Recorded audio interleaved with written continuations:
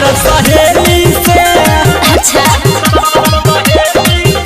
तो प्यार करत तारू एगो तेली से, तो हमर काम चलता तारा सहेली से। अरे तो जाना चलावा नेक्स्ट टाइम में तू आवो।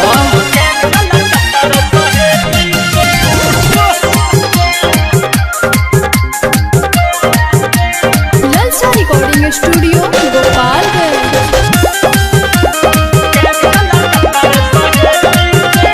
बिगड़ल बालो तो हवे शुरू के आदत, सारा लेकिन पर नजर मारे के एगो के यूज कलेला पर तू चाहेला दूसरा निहारे के साथा पे है हो गइल। का कहले रे पगली बनो ना सती कैलू तू आती, हमरा पे फेकेलू जाल हो लेके सवाद फेरू ओकरा बाद हो गइलू दोसर के माल हो। दूर रहो अबे चंपा चमेली से बुझला।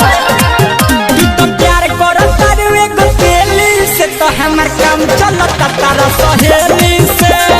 अरे तो मन न हाल हो तू तो प्यार करत तारू एगो तेली से, तो हमर काम चलता तारा सहेली से।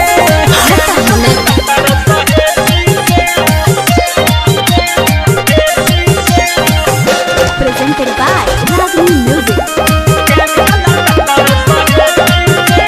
पूछू तू करो केहू मरो हमरा से काहे बतावेला, निर्मल योगेश भूले तो राजा हमरा पीछे काहे आवेला, साथा खत्म बाड़ो तू। एमे उमे के बुझन हमके हमरा में बाधे रहू ना सच बात। तोरे ही जैसन जाके पटाई बोलई की तोरा से सुना रहो। यारवा भेजता रोज बरेली से अच्छा। का बुझाई।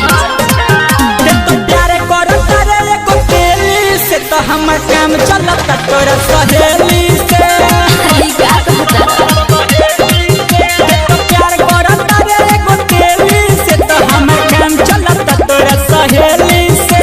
तो जा खोजतिया। हाँ, मैं presented by Ragni Music।